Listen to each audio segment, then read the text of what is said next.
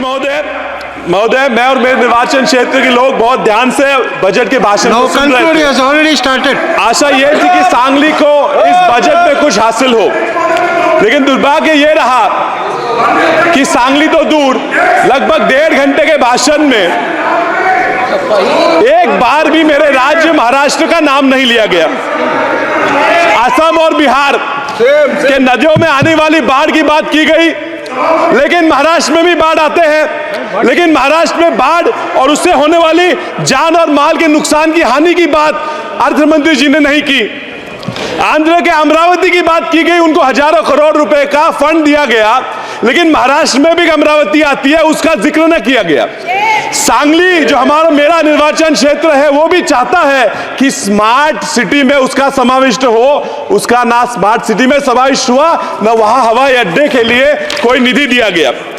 बिहार के सिंचाई योजनाओं के लिए एआईबीपी और पीएमकेएसवाई से निधि देने की बात की गई, लेकिन मेरे महाराष्ट्र में, मेरे सांगली में विस्तारित महिषार और विस्तारित टेम्बू प्रकल्पों के लिए एआईबीपी से निधि देने के लिए अर्थ मंत्री को कोई जरूरत महसूस नहीं हुई। महोदय, भारत के टैक्स का 37% हिस्सा यह महाराष्ट्र से आता है। भारत की जीडीपी का 14% हिस्सा यह महाराष्ट्र देता है। सरकार का लक्ष्य है कि 5 ट्रिलियन की इकोनॉमी बनाएंगे। 5 ट्रिलियन की इकोनॉमी बनाने के लिए अगर भारत का महाराष्ट्र से 1 ट्रिलियन की इकोनॉमी ना बने तो यह 5 ट्रिलियन मुमकिन नहीं है।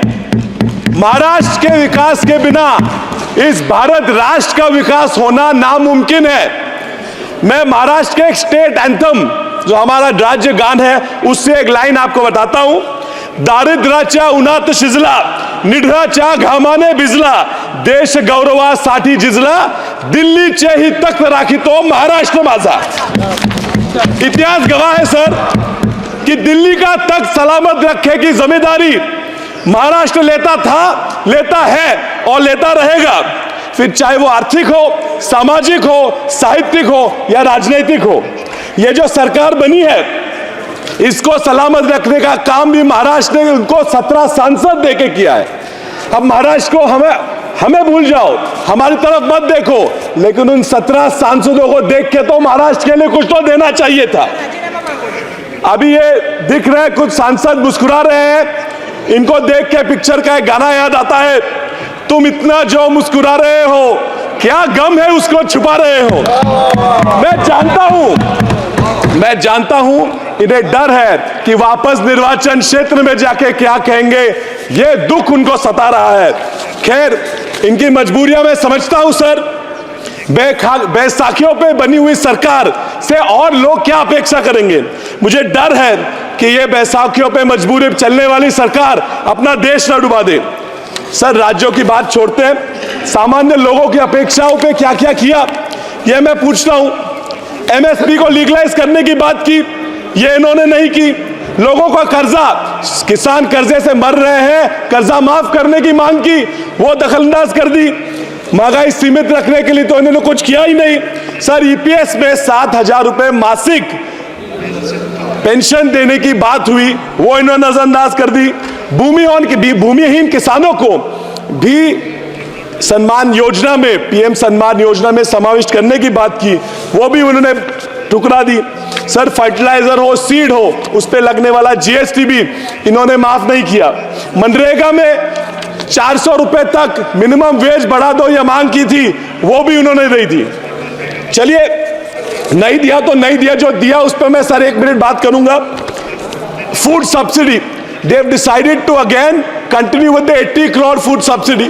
So it's a very ironic issue because the entire BJP's plan, election manifesto going around telling people was कि if you don't vote us back to power, आपकी फूड सब्सिडी खत्म हो जाएगी। सर, फूड सब्सिडी की बात करते हैं और खुद इन्होंने इनके बजट में फूड सब्सिडी पे देने वाला प्रोविजन कम कर दिया है।